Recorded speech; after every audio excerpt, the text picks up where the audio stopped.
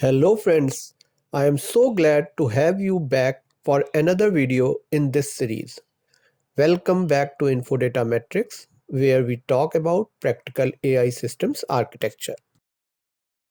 In the last video, we saw why Kafka matters so much in scalable AI systems. But knowing the concept is only the first step. The real challenge is understanding what this kind of system actually looks like when you build it in code. So in this video, we are going to build and run a simple production style AI pipeline using FastAPI, Kafka, and background workers. And my goal is not just to walk you through the code. My goal is to help you really see how a request moves through the system, how different parts of the work get decoupled, and why this approach is far more reliable than a single synchronous chain. A lot of people understand the architecture diagram, but struggle when implementation begins. On paper, it is easy to say API gateway, Kafka topic, worker, embeddings, notification service. But once you start coding, the real questions appear. Should everything be in one app? Should each worker be a separate service? Where do event schemas live? Where should Kafka producer and consumer code go? How do you avoid a messy project that becomes hard to scale? So project structure matters because it directly affects maintainability, ownership, scaling, deployment, testing, and future evolution of the pipeline. The most important principle is separate request intake from background processing. Your fast API application should not become the place where every pipeline step lives. Instead, think of the system in three parts: API gateway, Kafka driven workers, and shared modules. That gives a clean foundation for an event driven AI system. Let me quickly show you the structure. I have kept it intentionally simple so the flow is easy to follow. Here we have the API gateway, which accepts requests. Then we have the workers, where each stage of processing happens. Then we have shared, where we keep common Kafka utilities, settings, and topic definitions. This is not the only valid structure, but it is a very practical one. This kind of separation is very useful because it mirrors how responsibilities are split in real event-driven systems. Let's start with Docker Compose because this is what brings all these services together for local development. Here we have Redpanda, which gives us Kafka-compatible messaging. Then we have the API gateway, extractor worker, summarizer worker, and notifier worker. The important thing to notice is that these are separate services. The API gateway is not directly calling every processing step. Instead, it publishes an event and independent workers consume those events from Kafka compatible topics. Also notice that each service gets its configuration from the environment. For example, inside Docker Compose, the Kafka Bootstrap server is Redpanda listening at 9092. If we run locally outside Docker, it may be localhost 9092. In production, it could be a completely different Kafka address. The code does not change, only the runtime configuration changes. That is exactly what we want in a scalable and portable AI pipeline. For this demo, we are using .env file with Docker Compose. In production, we would not push this .env file. Configuration would usually come from the deployment platform and secrets would come from a secure secret manager. Let's look at the settings file. Notice that we are not hard coding important values directly inside our business logic. We are keeping them in one settings class. Here, we define the Kafka Bootstrap server, log level, topic names, consumer group names, and even operational topics like retry and dead letter queue.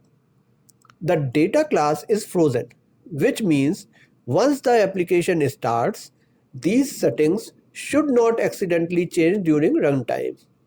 That gives us predictable behavior. Also, notice that we are using os.getEnv. This is an important architectural practice. The application first looks for configuration from the environment. If nothing is provided, it uses a local default value. This means the same code can run on my laptop, inside Docker Compose, or later in a cloud or container environment without changing the application code. Only the environment values change. And this is how a small configuration decision help make the system portable, secure, and easier to operate. Now, let's look at the schemas folder. This folder is very important because events are contracts between services. Now notice this base event class. This is the common envelope for all our events. Every event in our pipeline inherits from this base class. Here we define fields like event ID, correlation ID, schema version, and occurred at. This means every event automatically gets a unique event ID, a correlation ID, a schema version, and a timestamp. We do not need to repeat these fields again and again in every schema. The event ID identifies one specific event. This is useful when debugging, retries, duplicate processing, or failures. The correlation ID connects the full journey of one request across multiple services. For example, documents submitted, text extracted, and summary generated should all carry the same correlation ID. Without this, debugging distributed systems becomes painful because logs are scattered across different services. The schema version helps us evolve events safely. A message produced today may be replayed tomorrow, next week, or after a model upgrade. Versioning helps us understand which structure that event follows, and occurred at tells us when the event actually happened. Now, if we open document submitted, you can see that it extends base event. So it already has the common event fields, and then it adds fields specific to document submission like document ID, user ID, content, and request type.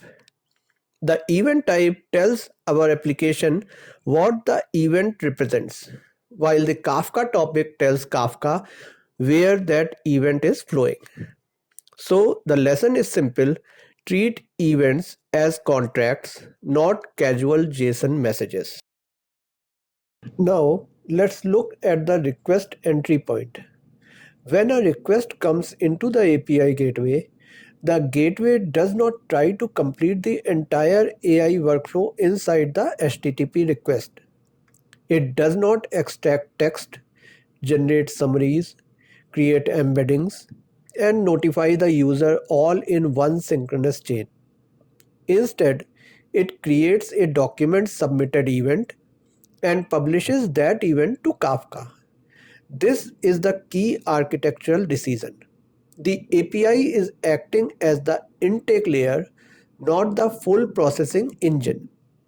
Once the event is safely published, the API returns 202 accepted along with the document ID, event ID, and correlation ID. The document ID identifies the document. The event ID identifies this specific event, and the correlation ID helps us trace the full journey of this request across multiple workers. This one decision makes the system much more scalable because the API can accept requests quickly while the heavy processing happens independently in the background. The producer is responsible for sending our event to Kafka. Notice that it does not know anything about summarization, extraction, or notifications. Its job is focused. Take a structured event and publish it to the right topic. We serialize the event as JSON before sending it. We also pass a key such as the document ID so related messages can be grouped consistently by Kafka partitioning. In this demo, we wait for Kafka acknowledgement before returning success. That is important because the API should not say processing started unless the event was actually published. In production, we would also tune producer settings like batching, retries, acknowledgements, and error handling. But the core idea remains simple. The API does not do the heavy work. It publishes an event and lets the pipeline continue asynchronously. Now let's look at the topic definitions and the base consumer. First, we define topic names in one place. This may look small, but it is an important practice. Topic names are part of the event contract. If different services use slightly different names, the pipeline breaks or messages go to the wrong place. So instead of scattering topic strings across the code base, we centralize them in one file. Now, let's open the base consumer. This class gives every worker a common way to connect to Kafka. Subscribe to a topic, deserialize JSON messages, and listen for events. Notice that every consumer needs two important things: a topic and a group ID. The topic tells the worker that event stream it wants to read. The group ID tells Kafka which logical service this worker belongs to. For example, extractor workers may listen to documents submitted using the group ID extractor service. If we run three extractor instances with the same group ID, Kafka can distribute the work among them. That is how we scale a worker independently. And this is the key point. Workers are not directly calling each other. Each worker simply listens for the event it cares about, process it, and may publish the next event. That is how we reduce tight coupling between services. For this demo, we are using auto commit to keep the code simple. In production, many teams prefer manual commits where the worker commits the Kafka offset only after processing succeeds. That gives better control during failures. Now let's look at one worker. The summarizer worker listens to the text extracted topic. When a message arrives, we do not treat it as a random dictionary, we validate it as a text extracted event. This is important because the event is a contract. If the structure is wrong, we want to catch that problem early. After validation, the worker performs one focused job. It generates a summary. In this demo, the summary logic is intentionally simple. But in a real system, this could be an LLM call. Then the worker publishes the next event, summary generated, to Kafka. Notice that we keep the same correlation ID. That means the original request, text extraction, summarization, and notification can all be traced as one journey. This is the pattern we want. Each worker consumes one event, does one job, and publishes the next event. Remember, a worker should not know the whole pipeline. It should know its input event, its job, and its output event. Now let's run the pipeline. We will use Docker Compose up with build flag. The build flag makes sure Docker rebuilds our application image with the latest code changes. This is useful while we are developing locally. I have already prepared the environments so we can focus on the actual flow rather than waiting through the full setup. Once the services are up, Redpanda starts first and then the API gateway and workers come online.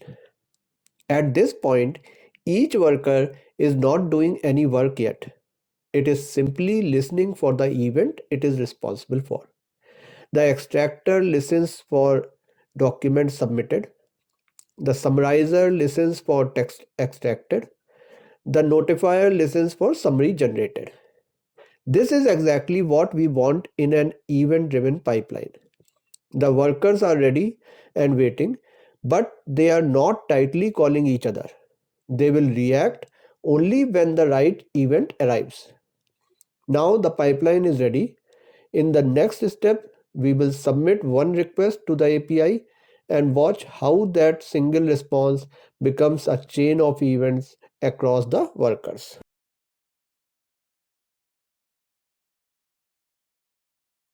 Now I am submitting a request into the system. The request contains only user ID and content. The backend generates the document ID, event ID, and correlation ID. Notice what happens architecturally. The API accepts the request, publishes a document submitted event to Kafka, and returns 202 accepted. It is not sitting there waiting for extraction, summarization, and notification to all finish inside one long blocking HTTP request. The response tells us that processing has started, not that the whole workflow is complete. That is the whole point of this design. The API is only the intake layer. The heavy work continues asynchronously through the workers. In this demo, the API returns only after the event is successfully sent to Kafka. After that, the workers continue the pipeline independently. Now, let's follow the logs like a story. First, the API publishes a document submitted event. The extractor worker is listening to that topic. When it receives the event, it validates that message, extracts the text, and publishes a new event called text extracted. Then the summarizer worker picks up text extracted, generates a summary, and publishes summary generated. Finally, the notifier listens for summary generated and logs the final pipeline completion message. Notice the important part. These services are not directly calling each other. The API is not calling the extractor. The extractor is not directly calling the summarizer. And the summarizer is not directly calling the notifier. Each service reacts to an event, performs one focused job, and publishes the next event. Also notice the same correlation ID flowing through the logs. That tells us these separate log lines belongs to the same original request. This is where the architecture comes alive. One HTTP request becomes a sequence of independent, loosely coupled processing stages. So the question is, what did we really achieve here? We took one AI workflow and broke it into separate stages that can scale, fail, retry, and evolve independently. The API no longer carries the full burden. Kafka becomes the backbone that connects the system safely. And this is why event-driven AI pipelines are much more production-friendly than a fragile synchronous chain. If you found this video useful, please like, share, and subscribe to Infodatamatrix for more practical content on AI systems architecture. And do let me know in the comments what production challenges have you faced in AI systems and what topic would you like me to break down next. In the next video, we will focus on one stage that often confuses people: embeddings. We will see how raw text is converted into vectors, how those vectors make semantic search possible, and exactly where embeddings fit inside this AI pipeline. Thanks for watching, and I will see you in the next video.